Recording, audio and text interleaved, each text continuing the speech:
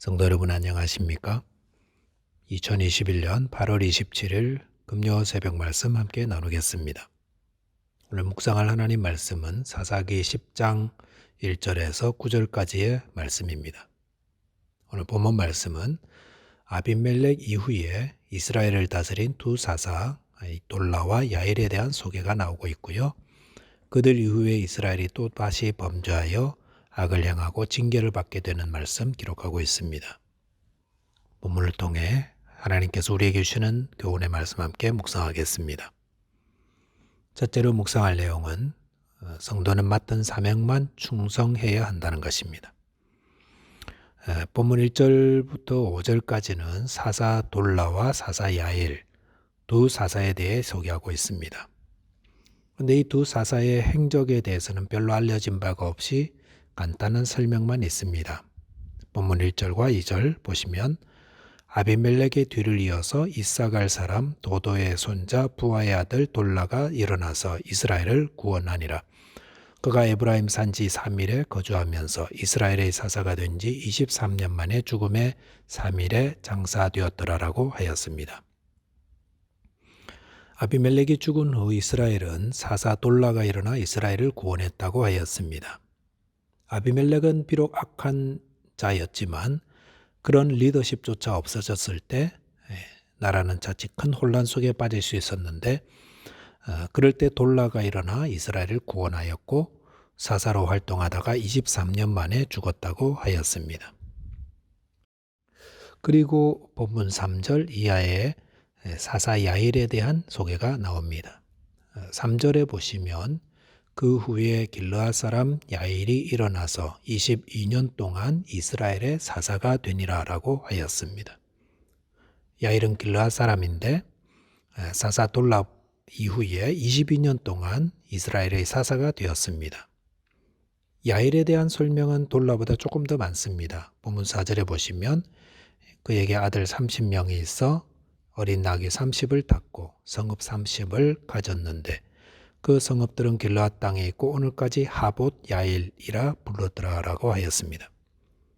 사사 야일은 길르앗에 거주했는데 길르앗 땅은 가나안 동편 지역 즉 므낫세 반지파에 속한 곳입니다.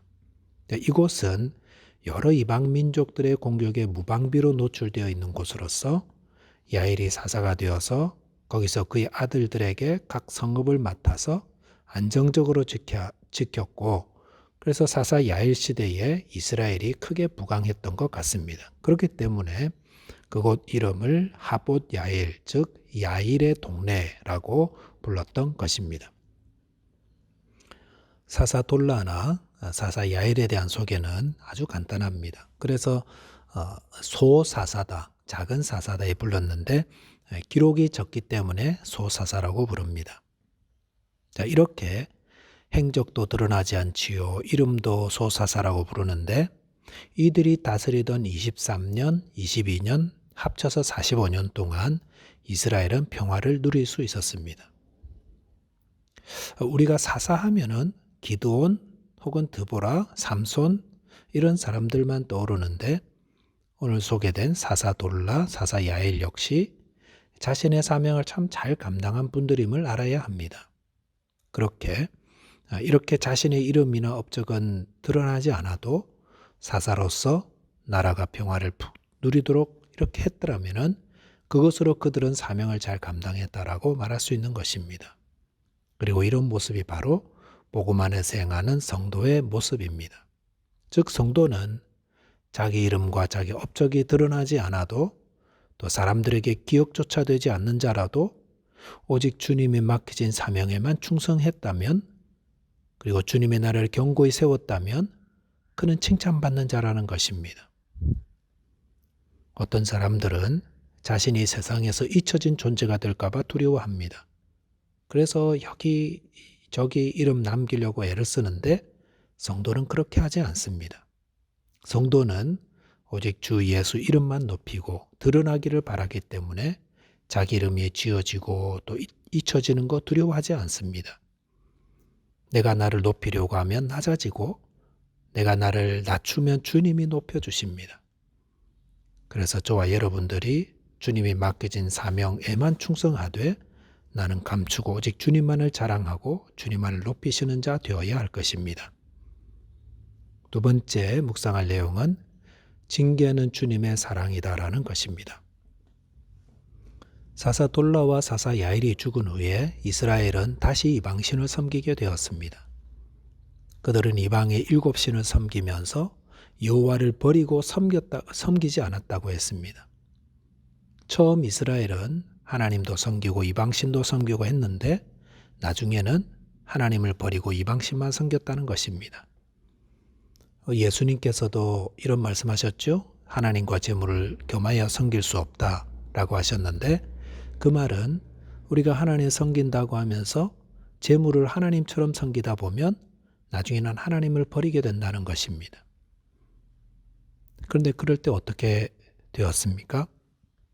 7절, 8절 보시니까 여호와께서 이스라엘에게 진노하사 블레셋 사람들의 손과 암몬 자손의 손에 그들을 파심해 그 해에 그들이 요단강 저쪽 길르앗에 있는 아모리 족속의 땅에 있는 모든 이스라엘 자손을 쳤으며 18해 동안 억압하였더라라고 하였습니다. 하나님은 우상을 섬기며 하나님을 버린 이스라엘에게 진노하셨습니다.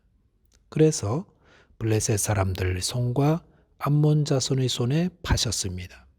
그리고 9절 보시면 암몬 자손이 또 요단을 건너서 유다와 베냐민과 에브라임 족속과 싸움으로 이스라엘의 공고가 심하였더라라고 하였습니다.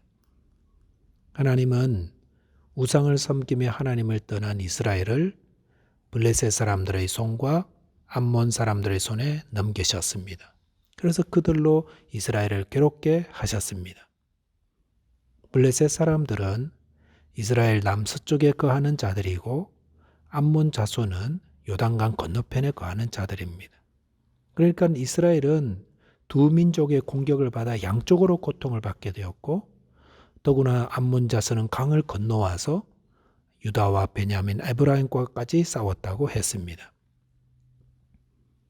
이스라엘이 왜 이런 고통 겪게 된 것입니까? 그것은 그들이 이방신을 섬기며 하나님께 범죄한 결과였습니다. 그로 인해서 하나님이 그들로 하여금 큰 고통을 겪게 하신 것입니다. 하나님은 그의 성도들이 그릇된 길을 갈 때 가만히 계시지 않고 징계하시는 분입니다. 그래서 고통을 겪게 하십니다. 그래서 어떻게 하시려고요? 깨닫고 회개하고 돌아오게 하시려고 그러는 겁니다. 이것이 사사기에서 반복해서 나오는 패턴입니다. 죄를 지었을 때 하나님이 징계하시고 그 고통 가운데 회개하자 하나님이 그들을 구원해 주신다는 그런 패턴입니다. 그런데 만약에 하나님이 이스라엘이 하나님 버리고 이방신 섬기고 범죄했을 때 그냥 놓아두셨다면 어떻게 되었을까요? 징계하지 않고 가만히 두셨다면 그들은 죄로 인해서 완전히 멸망하는 자가 되었을 것입니다. 그러나 하나님은 그렇게 하지 않습니다. 히브리서 12장 6절에 보시면 주께서 그 사랑하시는 자를 징계하시고 그가 받아들이시는 아들마다 채찍질하심이라고 하였습니다. 하나님께서 그가 사랑하시는 자를 징계하신다고 했습니다. 징계라는 것은 자녀들이 잘못된 길을 갈 때 책망하고 고통스럽게 하는 것입니다. 왜 그렇게 하실까요? 사랑하는 자녀이기 때문에 그렇습니다. 우리 어린아이들이 자라면서 그릇된 행동과 말을 할 때가 있습니다. 욕심을 부리기도 하고 잘못된 말을 할 때도 있고 잘못된 행동을 하기도 하는데 그럴 때 부모는 이를 다으르고 그래도 말 안 들으면 때려서라도 바로잡으려고 합니다. 하나님이 우리를 대하시는 것도 이와 같다 하셨습니다. 우리는 때로 욕심 부리고 그릇된 말, 그릇된 행동을 할 때가 있는데 그럴 때 하나님께서 다이르시다가 계속해서 말 안 들으면 책망하시고 때리시고 고통스럽게 하신다는 것입니다. 왜 그렇게 하십니까? 우리 안에 불순물들 떼어내고 욕심과 그릇된 것으로부터 우리를 바로 세우려고 그러시는 것입니다. 그러므로 내가 잘못된 길 갈 때 주님의 책망이 있다는 것은 주님의 사랑 때문이라는 것입니다. 말씀을 정리하겠습니다. 주님의 일 감당할 때에 내 이름 드러내려 하지 말고 맡은 사명에 충성하면 주님이 높여주십니다. 또한 그릇된 길 갈 때에 당하는 징계는 주님의 사랑임을 알아서 속히 회개해야 할 것입니다. 기도하겠습니다. 하나님 아버지, 저희 안에 높아지려는 마음을 회개하오니 주님 용서해 주십시오. 저희 이름이 드러나지 않아도 맡은 사명 충성하며 먼저 그의 나라와 그를 울구하는 돌라와 야일과 같은 자 되게 하여 주옵소서.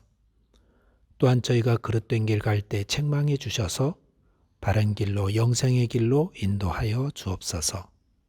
우리 주님 예수 그리스도 이름 의지하여 기도하옵나이다. 아멘. 오늘도 믿음 안에서 승리하는 하루 되시기 바랍니다. 감사합니다.